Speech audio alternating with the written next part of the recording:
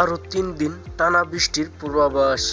আগামী ৩ দিন দেশের সব বিভাগের বিভিন্ন স্থানে দমকা হাওয়া সহ বৃষ্টি বা বজ্রসহ বৃষ্টি হতে পারে। এছাড়া কোথাও কোথাও ভারী বর্ষণও হতে পারে। রবিবার ১৪ জুলাই রাতে বাংলাদেশের আবহাওয়া অধিদপ্তর আগামী ৭২ ঘন্টার বৃষ্টির পূর্বাভাসে এ তথ্য জানায়।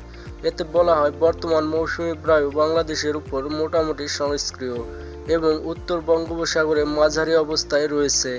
এর ফলে সারা দেশে বৃষ্টি অব্যাহত থাকতে পারে।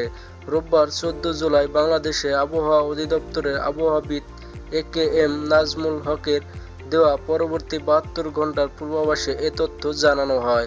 আবহাওয়া অফিস জানায়, আগামী ২৪ ঘন্টায় রংপুর, ময়মনসিংহ, চট্টগ্রাম ও সিলেট বিভাগের কিছু কিছু জায়গায় এবং রাজশাহী, ঢাকা, খুলনা, বরিশাল বিভাগের ২-১ জায়গায় অস্থায়ীভাবে দমকা হাওয়া সহ হালকা থেকে মাঝারি ধরনের বৃষ্টি, বজ্রসহ বৃষ্টি হতে পারে। সেই সঙ্গে রংপুর, ময়মনসিংহ, চট্টগ্রাম ও সিলেট বিভাগের কোথাও কোথাও মাঝারি ধরনের ভারী বর্ষণ হতে পারে। এছাড়া সারা দেশে দিন এবং রাতের তাপমাত্রা সামান্য বৃদ্ধি পেতে পারে।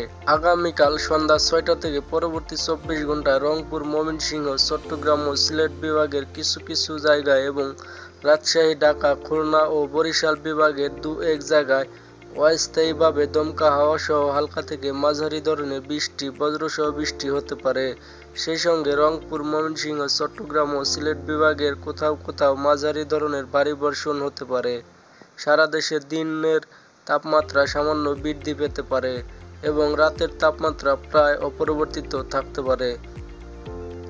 মঙ্গলবার সন্ধ্যা ৬টা থেকে পরবর্তী ২৪ ঘন্টায় রংপুর, ময়মনসিংহ, চট্টগ্রাম ও সিলেট বিভাগের কিছু কিছু জায়গায়, রাজশাহী, ঢাকা, খুলনা ও বরিশাল বিভাগের ২-১ জায়গায় অস্থায়ীভাবে দমকা হাওয়া সহ হালকা থেকে মাঝারি ধরনের বৃষ্টি, বজ্রসহ বৃষ্টি হতে পারে।